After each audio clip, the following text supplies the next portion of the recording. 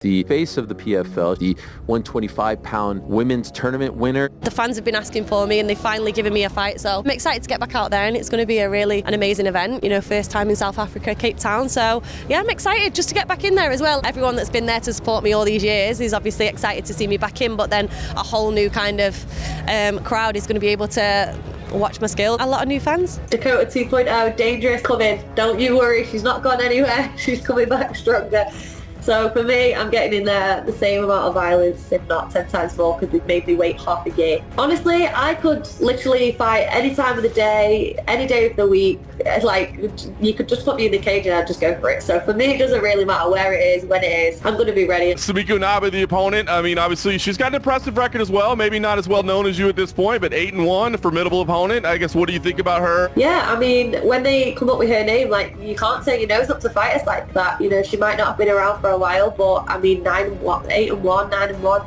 She's kind of been around longer than I have in this Bellator and MMA world, so for me, she's going to come for it. And these are always the most dangerous fighters, you know, the ones that don't have anything to lose, you know, so I've got to take it serious and I'm ready for it. I think it'll be a really good matchup as well. Like, she's a little bit more of a striker. She'll grapple as well, but I feel like she's going to stand and trade a little bit, so I'm excited. It's a great matchup and a great girl as well. I've seen her around in the tournament last year and she's always super nice, so I don't really have anything bad to say about her. I feel like me and PFL have been on a journey. Like, I'm a little bit of an example for kind of the next generation. It's setting off PFL Europe as well. I feel like UK fighters over there now that I know, it's like I kind of started it off, you know, now like we know loads of UK fighters that are on the Europe scene and they're all kind of progressing. It's nice to be an example. I quite like it. Like, if the UFC went away, the PFL will probably take up the slack. PFL is going to get people to pay attention. There's one who's really interesting, who's this monster. She's terrifying. Big fight coming up July 19th against Sumiko Inaba. Dangerous is back in the cage and she's going to bring the violence, so don't blink. It's good to be back. She's a little bit more of a striker than she is a grappler. I feel like she does both, but she will stand and strike, so could be a good striking match. We'll see. She's definitely going to bring it. You have to take girls like that serious because they've got nothing to lose as well, you know. But super nice girl too, but we're fighting each other now, so I guess that doesn't matter.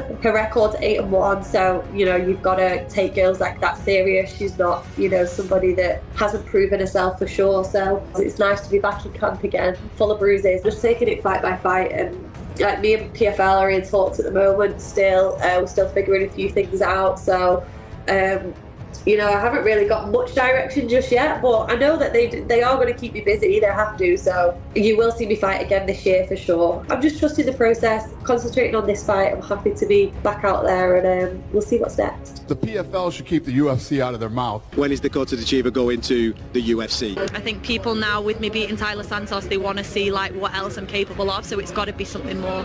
Women want to be equal. And believe me when I tell you, women have proved here that they are equal. They have absolutely proven themselves, and people love the women's fights. These women become big stars. You could be the face of women's MMA. You're on that path. It's there. Just scare me a little bit, you know, that people are putting all this faith in me, although I know I'm going to do that anyway. I'm going to be the face of female MMA. I know that's one of my goals, you know, to inspire and things like that, and I want to be the best. I never expected these women to be as technical and as badass as they have been. It is can be daunting at times that I kind of got all this kind of media and stuff like that on me, but you know, it's all coming at the right time. She is the breakout fighter. I famously got hammered like 10 years ago saying women would never fight in the UFC, and then I met Ronda Rousey. Dakota Ditcheva has been talked about in the same breath as Ronda Rousey. She has the potential to be a superstar. She understands the media game, right? She knows exactly when to switch off that savage and become the sweetheart again. She's got the look, she's got the charisma, and when you have that, plus the ability to knock women out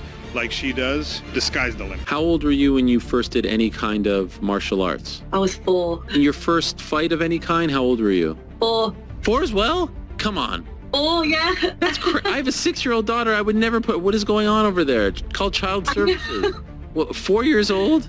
It was in Thai boxing, yeah. So it wasn't head contact. It was like interclubs, but it was like decision fights. We've got some videos of me, and I was just as aggressive back then as I am now. Even as a kid, you could really see it in me, like through the videos.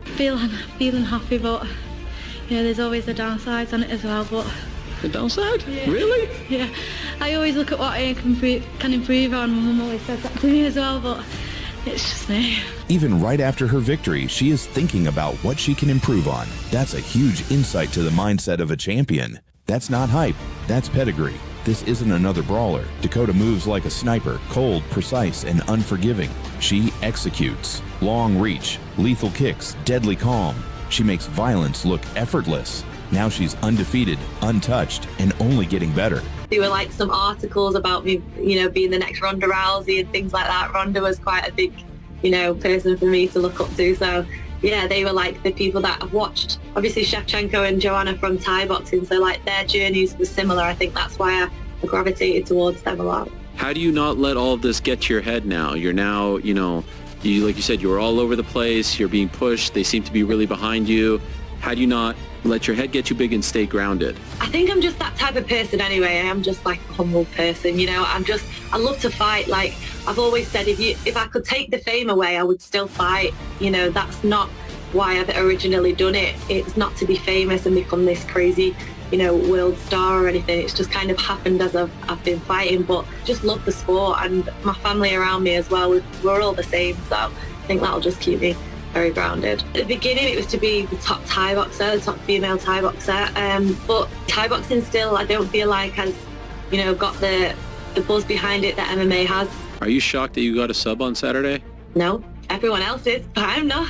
Why not? I work hard on my ground game. I love it. I just haven't needed to show it yet.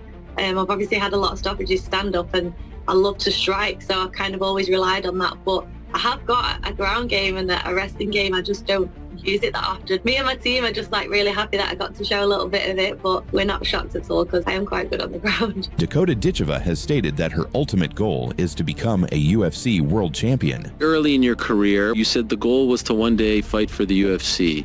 That is out there, and I'm not trying to cause any trouble here, but I did see it.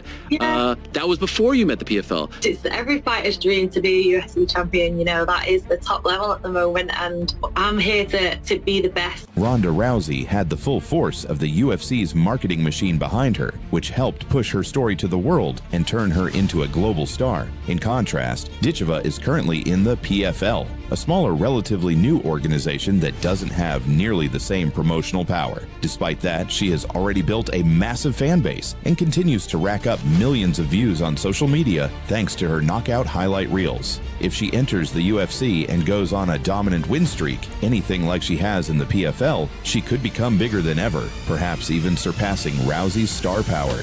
At just 26 years old, Dakota still has a long career ahead of her. If you could fight any female right now, who would you want to go with? It's the best fighter in my weight, and that is Valentina Shevchenko right now. I want to be at the top. You know, I'm still 26. She's been around for a long time. That last fight against Taylor Santos was meant to be my biggest test, you know, ex-UFC. People thought she won the title when she fought Shevchenko. You know, she got a bad decision, and I just kind of stopped her in 2 rounds. She's never been stopped before. So for me, if that's the biggest challenge they've got, then I need something more after that. I just want to get back in the gym and keep training hard. My ambitions are just to be #1, to be the best in the world. So if that means fighting other people from a different organisation, then I'll do that. And when I get in there, it's kill or be killed for me. So I did it. I won the title, but that's not my only goal. So for me, I've still got loads more to achieve. Dakota Ditcheva is already wealthy and a major MMA star, but it's clear her fire is burning brighter than ever. Her ambition is far from over. The move to the UFC is the one thing both fans and Dakota herself are eagerly waiting for. If it happens, we might be witnessing the rise of the biggest women's MMA star of all time. With her pedigree, knockout power, and a rare mix of confidence and humility, it's clear that Dakota Dangerous Ditcheva is the future of women's MMA.